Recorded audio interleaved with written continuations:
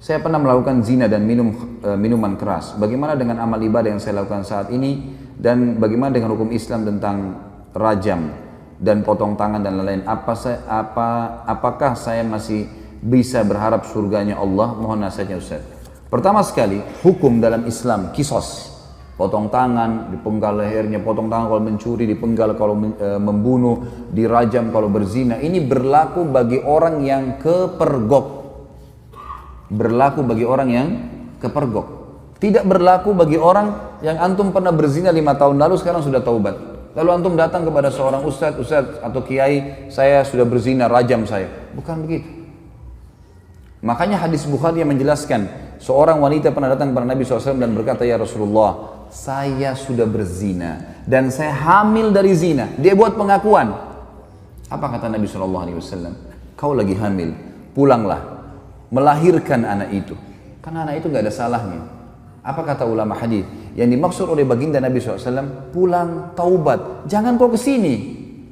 Kalau tidak kepergok, udahlah. Taubat, lindungi, kau berlindung di bawah naungannya Allah. Jangan, tidak ada, kita bukan seperti Katolik teman-teman yang harus pengakuan dosa disampaikan segala. Lalu kemudian pasturnya kasih air suci lah kamu selesai. Wah, dalam Islam itu.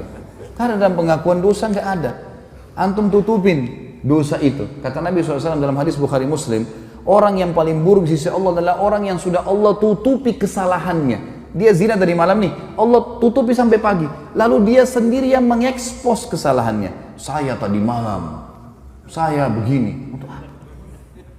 Wanita itu teman-teman pada saat sudah selesai melahirkan 9 bulan masih kembali, ya Rasulullah, saya sudah melahirkan. Kata Nabi SAW, susui anak ini. Masih ada waktu 2 tahun. Disuruh taubat oleh Nabi SAW, gitu kan?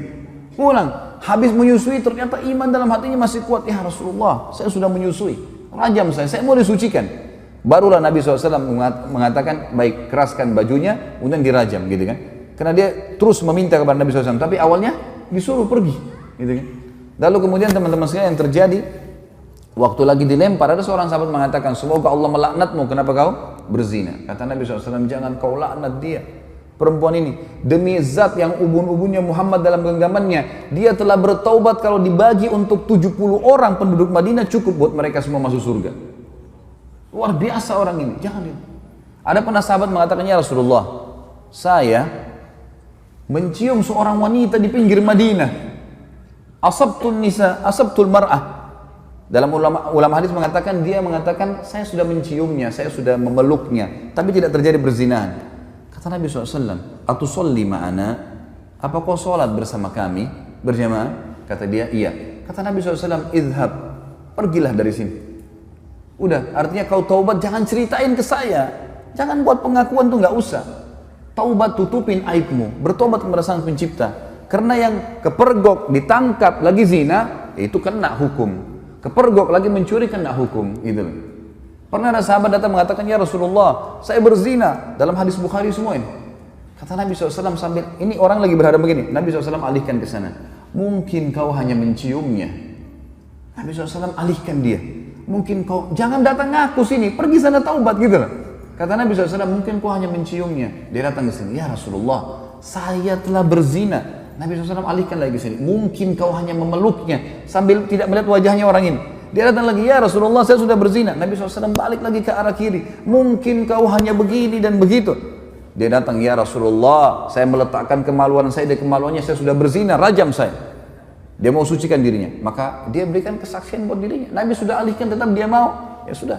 Ya, dirajam. Pada saat lagi dilempar, teman-teman sekalian, ini riwayat Bukhari, lagi dilemparin, sahabat ini rupanya kesakitan, lagi dirajam, lari dia. Ada satu sahabat kejar, diamtam pakai batu, mati, karena dipukul pakai batu, dikejar kan. Kata Nabi SAW, halla taraktumu fayatubu yatubullahu alaih. Tidakkah kalian biarkan aja dia pergi, semoga saja dia taubat dan Allah terima taubatnya. Karena ini shock terapi sebenarnya kan, supaya dia tidak ulangi. Dalam Islam tidak ada teman-teman, begitu orang buat mengaku penggal lehernya, ngaku potong tangannya, bukan itu. Ini memang Allah mengatakan, a'udzu minasyaitonir rajim, walakum fil qisasi hayatun ya ulil albab. Dalam kisas itu ada kemakmuran hidup bagi orang-orang yang berakal, dan ini bagi orang yang seperti saya jelaskan tadi teman-teman yang kepergok. Kalau orang sudah taubat, antum melakukan dosa sudah tobat, sudah antara antum dengan Allah, jangan ceritakan. Dan ulama masuk dalam bab masalah menikah, tidak dibenarkan seorang laki-laki bertanya pada istrinya atau istri bertanya pada suaminya, sebelum nikah kau pernah berzina nggak? Ini nggak boleh ditanyain dan tidak boleh dijawab. Yang ditanya nggak boleh jawab. Untuk apa? Baik kalau dia bilang iya saya pernah zina, hah? Gimana? Untuk apa nanya?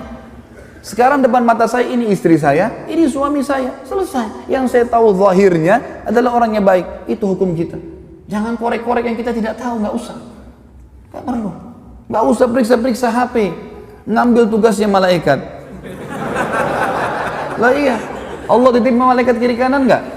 Yakin nggak dengan itu? Apa fungsinya? Kiraman katibin kata Allah. Tugasnya nulis, ngontrol suami kita di mana, istri kita di mana, dia yang nulis.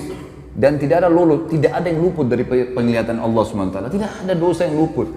Jangan repot-repot kita yang sibuk hubungi siapa, bicara sama siapa, habis umur untuk itu. Saya bilang sama istri saya nggak akan periksa HP-mu. Urusan kamu dengan Allah. Saya cuma ingatkan, tapi sesuatu yang salah depan mata saya luruskan. Dan saya tentram hidup dengan cara seperti itu. Gitu kan? Gak usah repot-repot, ada urusan sama Allah, kita selalu ingatkan kepada Allah SWT. Ini gak usah repot-repot, ini sekretaris dua ini luar biasa, gak tidur, gak capek. Ma yalfidhu min qaulin kata Allah, tidak ada satu kalimat yang terlewat illa ladaihi raqibun atid, kecuali dirakib, dikontrol, diawasi, dicatat semua. Jadi nggak ada sesuatu yang membuat harusnya kita melampaui batas, teman-teman sekalian. Jadi seperti itulah hukum syar'i, ya. Dan yang menjatuhkan vonis hukuman qisas hanya pemerintah setempat. Saya tutup teman-teman sekalian dengan perkataan saya. Banyak orang-orang sekarang yang sering memvonis banyaknya, oh kalau hukum qisas tidak ada, pemerintah tidak terapkan, berarti masalah togut. Togut ini berarti yang disembah selain Allah. Teman-teman sekalian, wahai anak-anak muda muslim, tenangkan pikiran, masukkan iman dalam hati, jangan terbawa dengan arus fitnah yang terjadi. Main vonis pemerintah Indonesia ini kafir, pemerintah ini kafir, pemerintah ini kafir. Ya akhi, siapa kamu? Duduklah, ibadahlah kepada Allah, azan ke masjid, baca Quran, perbanyak ibadah, jaga mulut. Kata Nabi SAW, man kana yu'minu billahi wal akhir falyakul khairan aw liyasmut. Siapa yang mengaku beriman pada Allah dan akhir, dia cuma ucapkan yang baik, yang dia tahu dan dia tahu bermanfaat buat dia di akhirat, atau dia diam. Jangan ikut campur, nggak usah. Sekarang antum memvonis si fulan tidak benar, si fulan tidak benar. Dari mana ilmu antum tidak benar? Indonesia ini bukan negara Islam. Tapi teman-teman sekalian, berapa presiden kita? 5 atau 6 sebelumnya yang sampai sekarang muslim atau bukan? Muslim. Salah satu syarat negara Islam pemimpinnya muslim. Yang kedua, mayoritas masyarakat muslim atau bukan? Nah, tinggal yang ketiga syaratnya, terterapkannya hukum Islam, kan gitu. Baik, pertanyaan di Indonesia, apakah hukum Islam sudah diterapkan? Hah? Sudah akhi, sebagian belum. Sekarang begini nanti, ini hukum Islam belum? Bukan duduk di majelis ilmu begini. Hah? Takmir masjid, hukum Islam bukan? Azan dikumandangkan, 5 waktu sholat dikumandangkan. Kalau kita Ramadan diiklanin nggak? Baik, kalau kita pergi haji, jemaah haji pergi nggak? Pemerintah buat nggak program haji? Puasa Ramadan, zakat, ada badan zakat nasional, kita bebas. Antum sekarang buat yayasan, kumpulin zakat, sedekahkan, buka rumah anak yatim, buka pesantren. Kita punya pengajian agama, antum nikah dengan cara Islam bukan? Baik, antum cerai Islam. Ada majelis ulama enggak di Indonesia? Teman-teman sekalian, yang belum diterapkan di Indonesia apa? Pencuri potong tangan, ya? Orang berzina dirajam. Ini bagian daripada syariat, bagian, bukan totalitas syariat di situ. Harus kita tenangkan pikiran dan hati kita, teman-teman. Jangan terbawa cuma emosional dan ilmunya kurang, akhirnya kemana-mana nih, gitu kan? Ban mobil kita kalau bannya lagi kempes, tambah angin saja, jalan. Kita enggak, kempes, buang semua mobilnya. Lah iya, langsung main vonis. Teman-teman, manusia semua bisa berbuat salah, punya kekurangan, gitu kan? Tetapi kita mendoakan. Yang saya lihat adalah kita di Saudi misal contoh ya, saya karena pernah tinggal di sana, saya melihat di setiap mimbar hari Jumat, semua khatibnya pasti mendoakan agar pemimpin mereka dapat hidayah. Bayangkan kalau kita punya, saya dapat data teman-teman di Jakarta Selatan saja, kita punya 2.200 masjid dan musola. 2.200 masjid dan musola.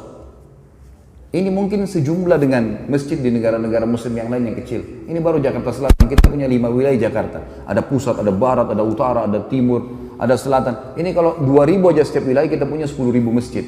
Bagaimana kalau seluruh Indonesia? Bagaimana kalau semua orang ini, ya, kalau 10.000 masjid teman-teman berarti ada 10.000 khatib. Ya. Kalau kita punya misal seluruh Indonesia anggaplah 5.000, 100.000 masjid. Semuanya mendoakan, ya Allah berikan hidayah pemimpin kami. Ya Allah berikan mereka menerapkan Al-Quran dan Sunnah. Ya Allah. Terus kita doakan kebaikan. Masa dari sekian ratus ribu orang mukmin berdoa tidak diterima sama Allah? Daripada kita main vonis, kita main salahkan, comot sana, ganti sini, vonis ini. Kehidupan apa ini gitu? Coba kembali kepada ilmu yang benar teman-teman. Sekali lagi saya mengajak anak muda muslim untuk tenangkan pikiran, jangan terbawa arus, tenangkan hati teman-teman, nuntut ilmu, perbanyak ibadah buat antum sendiri. Mati kalau datang kita nggak bisa lepas, nggak harus antum tua dulu baru meninggal dunia. Maka sibukkan pada hal yang bermanfaat. Allahu alam. Ini tentu saja saya tutup teman-teman sekalian dengan kalimat saya bukan menggurui, saya tidak pernah menyebutkan nama orang, alhamdulillah di majelis saya tidak mau memvonis siapapun salah, tapi kita kembali kepada wahyu Allah subhanahu wa ta'ala sesuai dengan pemahaman para sahabat. Ini adalah hal yang paling tepat. Coba antum kembalikan kepada ini, maka hati kita akan tenang. Oh ternyata Ibnu Abbas, oh ternyata si fulan, oh ternyata si fulan. Ini yang insya Allah akan sudah cukup buat kita. Allahu a'lam. Mohon dimaafkan kalau ada salah tentunya. Dan juga kalau ada benar pasti dari Allah. Kita berdoa kepada Allah Sang Pencipta agar seluruh amal yang pernah kita kerjakan diterima olehnya dengan kemahamurahannya, dan semoga saja semua dosa yang pernah kita kerjakan dimaafkan dan diganti pahala. Juga sisa umur kita semoga diberkahi di harta, di keluarga, di umur, dan juga pekerjaan, serta puncaknya kita diberikan oleh Allah Sang Pencipta masuk surga tanpa hisab. Dan tentu kita berharap ya Allah surga Firdausmu yang maha luas dan juga yang maha sempurna. Ya Allah, kami mohon kepadamu agar Engkau menolong saudara-saudara kami di Palestina, di Syria, di Yaman, di Irak, di Myanmar, dimanapun mereka berada yang sedang tertindas. Ikhlaskan niat mereka, terima para syuhada mereka, muliakan Islam di tangan mereka dan tangan kami semua, serta partisipasikan kami bersama mereka di pahala baik dengan doa, dengan harta juga dengan jiwa kami. Dan semoga dengan kemahamurahan-Mu ya Allah yang kami yakin Engkau sedang melihat kami sekarang, dan juga malaikat-Mu sedang menghadiri majlis ilmu ini, agar Engkau menyatukan kami semua di surga Firdaus-Mu tanpa hisab, di mana Engkau satukan kami di majlis ilmu yang mulia ini. Tentu selanjutnya teman-teman sekalian kita berharap agar Allah Subhanahu wa taala sekali lagi mengikhlaskan niat kita, menjadikan majelis ilmu ini sebagai ilmu yang bermanfaat. Dan saya memohon ampun bila ada sesuatu yang salah kepada Allah Sang Pencipta, dan juga untuk saudara kita semua yang hadir di sini, dan kedua orang tua kita dan seluruh muslimin dan muslimat, agar semuanya dimaafkan kesalahan-kesalahannya. Subhanakallahumma wa bihamdika asyhadu an la ilaha illallah astaghfirullah wa atubu ilaik. Wassalamualaikum warahmatullahi wabarakatuh.